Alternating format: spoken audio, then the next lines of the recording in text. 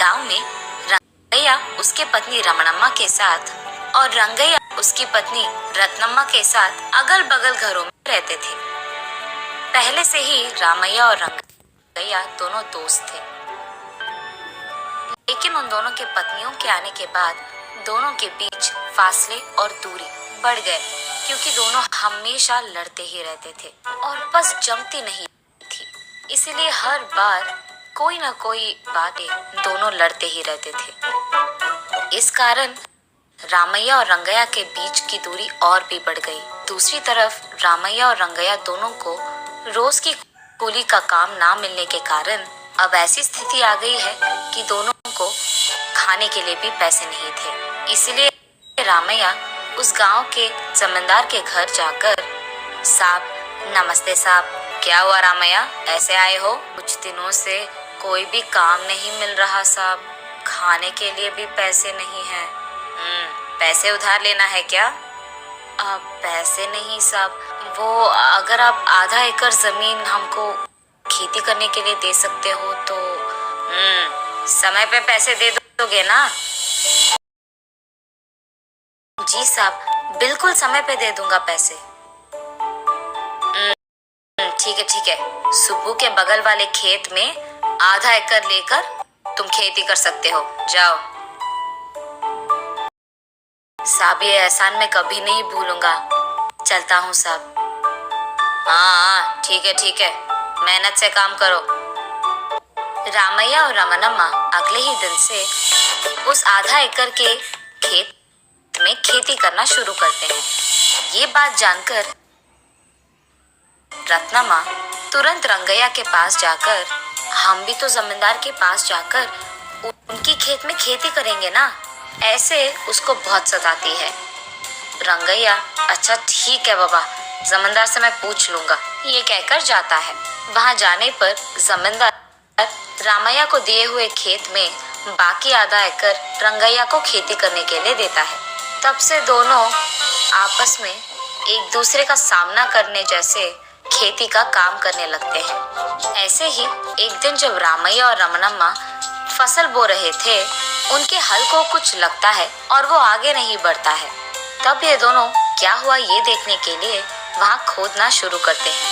खोदने पर उन्हें वहाँ पे 2 मटकों में बहुत सोना, चांदी, गहने, जेवर मिलते हैं और बस वो देखते ही रामैया और रमणम्मा बहुत खुश होते हैं। लेकिन अब उन दोनों को सबसे छुपाकर उन्हें घर ले जाना होगा, वरना सबको पता चल जाएगा। यही वो दोनों सोचते रहते हैं जब रामैया को एक उपाय सूझता है।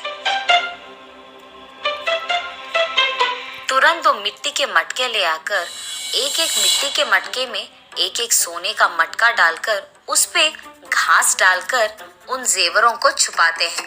तब वो दोनों उन दोनों मटकों को एक के सर पे डालकर घर चलते रहते हैं। रास्ते में उनको उनके सामने रंगैया और रत्नम्मा दिखाई देते हैं।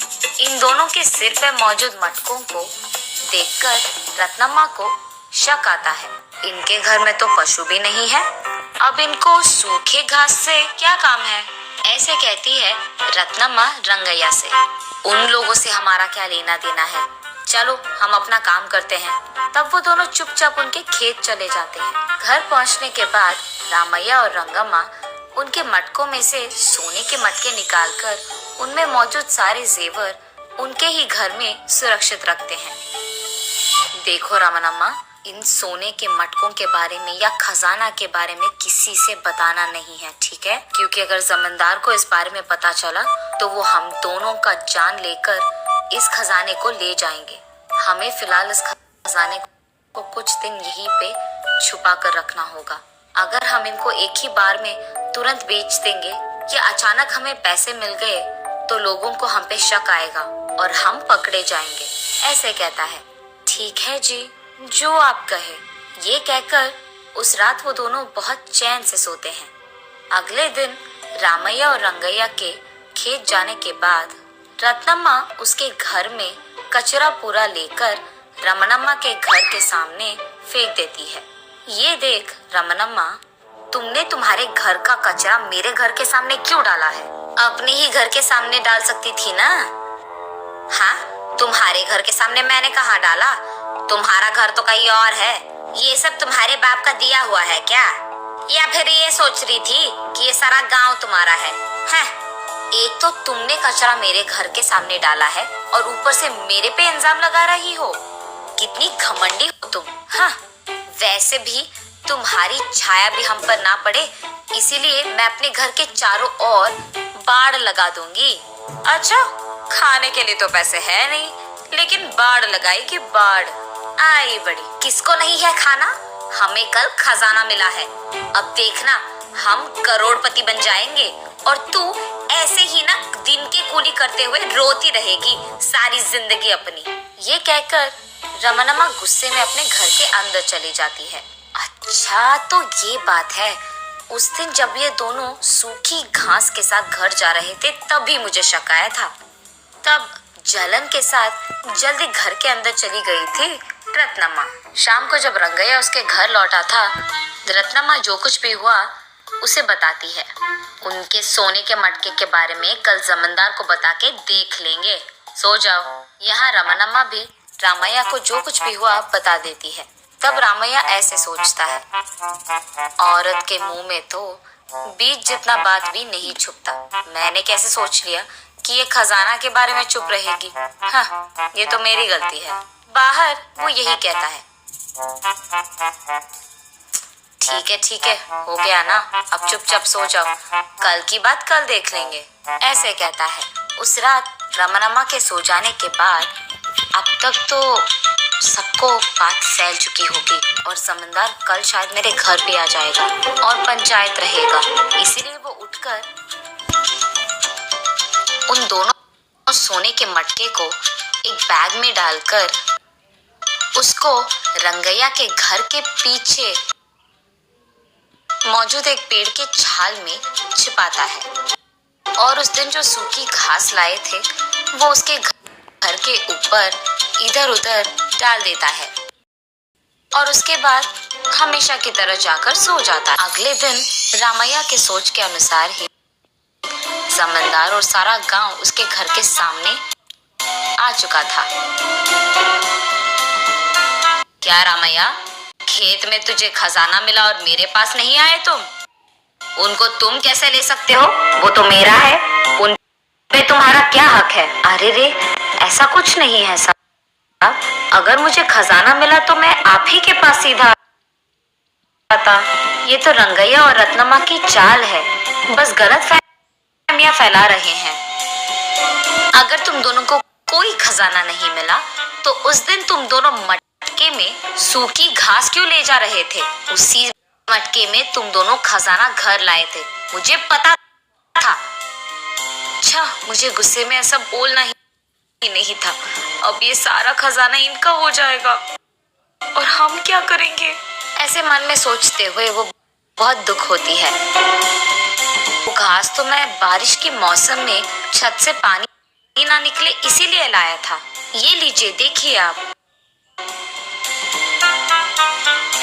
ये सब नहीं, तुम्हारा घर अगर पूरा ढूंढ लेंगे, रंगैया, रत्नमा, तुम दोनों जाकर इसका घर पूरा ढूंढ के आओ। जमींदार का आदेश सुन दोनों तुरंत घर के अंदर जाकर पूरा घर छान मारते हैं और यहाँ दूसरी तरफ रमनमा को चिंता होती है कि उसका सारा खजाना अब हाथ से निकल जाएगा। रंगैया और रत्नमा चुपचाप बाहर आते हैं। घर में तो कुछ नहीं मिला साहब, ऐसे कहते हैं। पूरा गांव ढूंढेंगे लेकिन उनके खुद का घर नहीं। यही योजना बनाकर रामैया ने खजाने को उनके घर के बरामदे में छुपाया था। वो खुश था कि उसका उपाय काम कर गया। ठीक है, जो हो गया सो हो गया। आगे से ऐसा कुछ मिला तो सबसे पहले मेरे पास आओ, समझे? आपस में ऐसे झगड़ना बंद करो, जाओ। ऐसे कहकर सबको वहां से भिजा देता है जमींदार। सबके जाने के बाद रमनमा रंगैया से ऐसे पूछती है, अरे रे, ये क्या है जी? हमारे पास तो इतना खजाना था, अब कुछ नहीं है। क्या किसी ने हमसे वो सब चुरा लिया या वो सब मेरा वहम था? तुम चिंता मत करो, उस खजाने को जहाँ रहना है वहीं पे है। उनके बारे में भूलकर तुम बस अपना काम करो। ये कहकर खेत चला जाता है रामैया। उसके कुछ दिन बाद रामैया को उसका फसल हाथ में आता है और ठीक तभी पेड़ के छाल से खजाना थोड़ा निकालकर फसल के साथ ही बाजार में सोने को भी बेचकर और उन आए हुए पैसों से वो एक घर बनवाता है। दूसरी बार फसल जब उसके हाथ आता है और थोड़ा खजाना बाहर निकालकर बाजार में फसल के साथ ही सोने को भी बेचता है। उन पैसों से गांव में बहुत बड़ा दुकान शुरू करता है। ऐसे कुछ दिन बाद पेड़ की छाल में मौजूद सारा खजाना बाहर निकालकर उसे बेचकर कार खरीदता है, कीमती चीजें भी खरीदता है। सबको यही यकीन दिलवाता है कि उसका व्यापार अच्छा चलने के कारण ही वो इतना अमीर बन पाया है, ताकि किसी को उस पे शक ना आए। ऐसे वो उस मटके में मिले खजाने को थोड़ा थोड़ा करके उपयोग करके अमीर बनता है रामैया।